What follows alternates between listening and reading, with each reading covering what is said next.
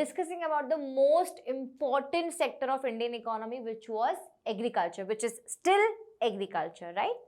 Agriculture, हमारी पूरी country जो है एग्रीकल्चर के अराउंड ही रिवॉल्व करती है, स्पेशली ऐसी कंट्री जहाँ पे बहुत सारे विलेजेस हैं।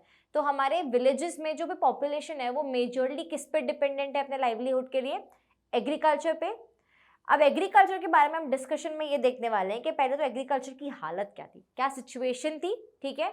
उसके बाद में हम देखने वाले हैं कि उसकी प्रॉब्लम्स क्या थी, फिर हम देखेंगे कि क्या क्या सिस्टम्स हमारे पास में थे, और बाद में लास्ट में हम देखेंगे कि हमने क्या इम्प्रूवमेंट्स किए। So moving on with the first thing which was the condition of agriculture.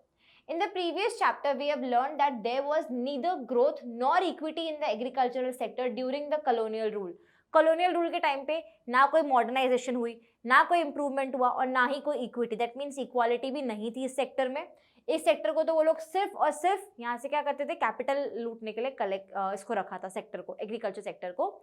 यहाँ पे कोई इंप्रूवमेंट्स, कोई एफर्ट्स डाले नहीं गए थे। At the time of independence, the land tenure system was characterized by intermediaries like zamindars who merely collected rent, that was lagan, from the actual tillers of the soil. That means क्या था, सबसे ऊपर थी हमारी British government. British government ने कुछ intermediaries रखे थे जिनको हम बोलते थे zamindars. Zamindars used to collect the lagaan, that is the tax, rent, कुछ भी बोल लो, ठीक है, in the form of grains हो गए या कैश हो गया, कुछ भी तरीके से वो कलेक्ट करते थे from the real tillers of soil which were farmers.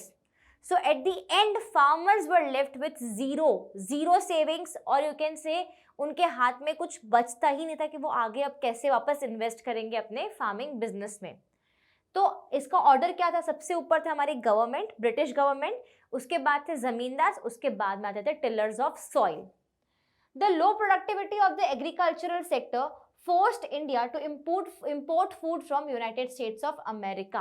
That means क्या बोला जा रहा है कि हम लोग, एक टाइम था ऐसा जहाँ पे हमारे यहाँ पे क्या हुआ था, कैश क्रॉप्स ग्रो होने लग गए थे इंस्टेड ऑफ फूड क्रॉप्स। तो हर एक फार्मर को वेल्थ कमाना था ब्रिटिशर्स के टाइम पे। तो बहुत सारे फार्मर्स ने क्या किया, अपने क्रॉपिंग पैटर्न में चेंज किया था, जो हमने चैप्टर 1 में देखा है, बहुत ब्रीफली उसके बारे में डिस्कस किया है हमने। तो जब क्रॉपिंग पैटर्न चेंज हुआ तो फूड क्रॉप्स की कमी हो गई। दैट मीन्स हम फूड ग्रेन्स के लिए, जो पहले इंडिया फूड ग्रेन्स के मामले में सेल्फ रिलायंट था, वो क्या हो गया, डिपेंडेंट हो गया। And now we were asking for food grains from the USA, United States of America.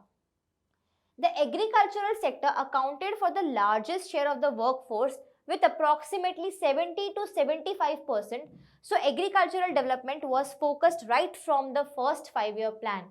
क्या बोला जा रहा है, लो प्रोडक्टिविटी थी, क्यों थी वो आगे देखेंगे। इतने लोग एम्प्लॉयड हैं, अभी इतने लोग ऑलरेडी अगर एम्प्लॉयड हैं, लो प्रोडक्टिविटी होने के बाद में भी तो किसको क्या ही कमाई होती होगी, कौन कितना कमा रहा है, क्या लाइवलीहुड निकलता होगा, कुछ भी नहीं, ठीक है। पर इतने लोग फिर भी डिपेंडेंट हैं एग्रीकल्चर सेक्टर पे। तो फ्रॉम द वेरी बिगिनिंग हमारी गवर्नमेंट ने डिसाइड किया कि हमें भाई एग्रीकल्चर सेक्टर पे तो ध्यान देना ही पड़ेगा। So from the first 5-year plan agriculture sector का हमारा जो ग्रोथ था, जो मॉडर्नाइजेशन आनी चाहिए, जो इम्प्रूवमेंट आनी चाहिए, वो हमने फॉरमोस्ट टॉप प्रायोरिटी पे रखा हुआ था। The next was features of और प्रॉब्लम्स ऑफ एग्रीकल्चर। मैं आपको बता कि हम पहले डिस्कस करेंगे कि एग्रीकल्चर की हालत क्या थी, सिचुएशन क्या थी, फिर डिस्कस करेंगे प्रॉब्लम्स क्या थी। तो moving on to the features, that is following were some of the main features of the Indian agricultural sector between 1950 to 1990. 1950 first 5-year plan से लेके हमारा 7th 5-year plan which was till 1990, हम देखेंगे कि क्या प्रॉब्लम्स हमने face की। First of all, low productivity.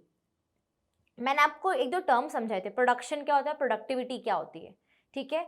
यहाँ पे बात हो रही है प्रोडक्टिविटी की, कि हम पर हेक्टर कितना प्रोडक्शन कर रहे हैं, ठीक है। तो वो लो था, क्यों लो था वो देखते हैं।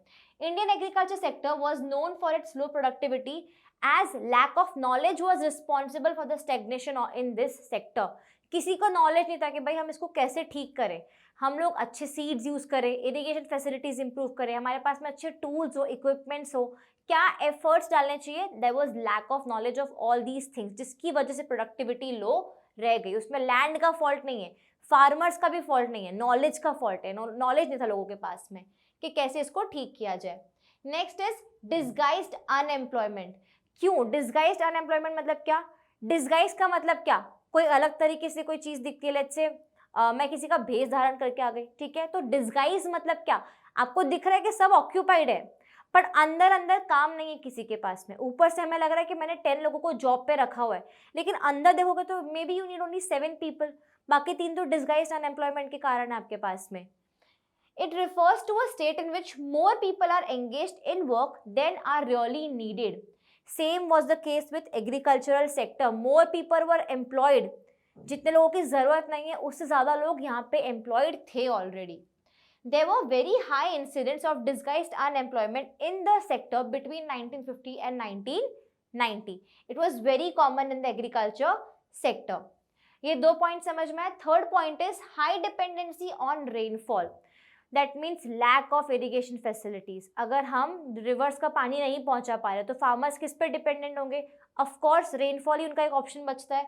सो due to poor agricultural techniques farmers depended largely on rainfall. There was minimum growth in this sector in the year that receives the least rainfall.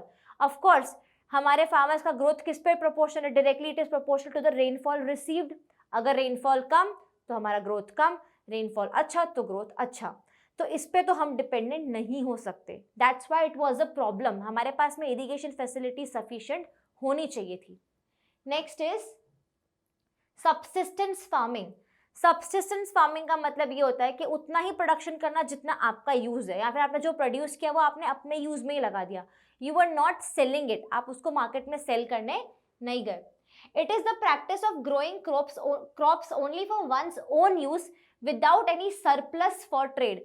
Surplus मतलब एक्स्ट्रा ग्रो नहीं किया आपने ट्रेडिंग करने के लिए, it is only grown for your own consumption. There were also very high incidents of subsistence farming. अगर आप farmer हो और आप उतना ही प्रोड्यूस करते हो जितना आप खाते हो, तो आगे वापस से ग्रो कैसे करोगे? How will you earn, how will you grow again, how will you do that? तो उसके लिए थोड़ा सरप्लस होना चाहिए, बट नहीं था, इसीलिए subsistence farming was one of the problems of agriculture. Outdated technology, there were many obsolete technologies and harvesting machines. Harvesting was generally done manually and was very tedious. अभी तो हार्वेस्टिंग मशीन्स आ गई है, बहुत easy हो गया अब तो farming पे भी। पहले फार्मिंग करना बहुत डिफिकल्ट था and it was very tedious. एक एक क्रॉप को हार्वेस्ट करो, काटो, ये सब करो, इन सब में, इस प्रोसेस में इतना टाइम लगता है और इतना ज़्यादा एफर्ट लगता है, और इसके चलते हुए भी डिस्गाइज्ड अनएम्प्लॉयमेंट होती है। क्या होता है, आपके पास में फैसिलिटीज़ नहीं है, आपके पास में टेक्नोलॉजी नहीं है, तो आप एक की जगह 4 लोग ऑक्यूपाई कर लेते हो। काम कुछ नहीं है, बस एक की जगह 4 लोग ऑक्यूपाई हो जाते हैं। Next is conflicts between tenants and landlords. Farmers were often a part of a critical contract that bound them to their landlords. Landlords used to extract a huge amount of interest from the farmers and deprived them of their necessities. That means क्या बोला जा रहा है, tenants कौन हुए? Tillers of soil आपके farmers, और landlords कौन हुए? आपके जमींदार। ठीक है, अब इनके बीच में क्या होते थे? झगड़े, कॉन्फ्लिक्ट्स ऑफ कोर्स होंगे। जमींदार क्या करेंगे? दे विल ट्राई कि वो फार्मर से जितना हो सके उतना एक्सट्रैक्ट कर पाए, उतना वो लोग निकाल पाए फार्मर्स से, और फार्मर्स कोशिश करते थे कि कुछ तो हमारे पास बच जाए। पर जमींदार क्या करते थे? बहुत सारा हाई रेट ऑफ इंटरेस्ट लगा के फार्मर्स का सारा वेल्थ ड्रेन कर रहे थे। तो उन फार्मर्स के पास में अपनी बेसिक नेसेसिटीज के लिए भी पैसे नहीं होते थे। Next was small land holdings. क्या हुआ था? जमींदार के under small and marginal farmers आते थे, तो हर किसी के पास में छोटी छोटी लैंड होल्डिंग्स थी। किसी के पास में बड़ा लैंड नहीं था कि अच्छा लैंड हो तो मैं अच्छा ग्रो करूँ, अच्छा कमाऊँ। ठीक है, अब अगर मैं बहुत सारे लोगों को छोटी छोटी लैंड होल्डिंग्स दूंगी, मतलब मैं फ्रेगमेंट कर रही हूँ, अपना लैंड तोड़ रही हूँ मैं। लेट्स से मैं एक ही लैंड पे अच्छे से खेती करूँ और अच्छे से मैं वहाँ पे प्रोडक्शन कर सकती हूँ, पर मैंने क्या किया? Instead I make 5 parts of the land, कि चलो भाई मैं ज़्यादा ज़मींदार हूँ तो मैं ज़्यादा कमाऊंगी, 5 पार्ट्स ऑफ लैंड कर दूंगी। क्यों? अलग अलग फार्मर से अलग अलग रेट ऑफ इंटरेस्ट पे वसूली करूंगी। ठीक है, पर उससे क्या होगा? जो हमारी लैंड है वो छोटी हो रही है, तो बेचारे जो फार्मर्स है वो अपने लैंड पे उतना ग्रो नहीं कर पा रहे, और अगर ग्रो कर भी लेते तो उतना कमा नहीं पाते, क्योंकि ग्रो भी कम होगा ना, लैंड की अगर साइज रिड्यूस हो जाएगी तो जो आप प्रोडक्शन करोगे वो भी रिड्यूस हो जाएगी। So most of the land holdings of the farmers were small. Small land holding a hindrance in the process of agricultural growth, as farming can be carried out only by labor intensive techniques, that is use of machines becomes difficult. Moreover, farmers use their produce which is obviously less due to small holdings. more of their own use rather for the sale in the market. अगर land का size छोटा होगा, production भी कम होगा, तो मेरे पास में surplus तो बचेगा ही नहीं, फिर तो मैं क्या कर रही हूँ, सब्सिस्टेंस फार्मिंग ही कर रही हूँ। अब सब्सिस्टेंस फार्मिंग करूँगी तो कमाऊंगी कैसे? सो अल्टीमेटली क्या था, घूम फिर के बहुत सारी प्रॉब्लम्स थी जो एक दूसरे के आसपास रिवॉल्व कर रही थी। तो यहाँ तक हमने देखा कि एग्रीकल्चर सेक्टर की क्या कंडीशन थी और क्या प्रॉब्लम्स थी। Now let us move on to our next video, जहाँ पे हम आगे का चैप्टर कवर करेंगे।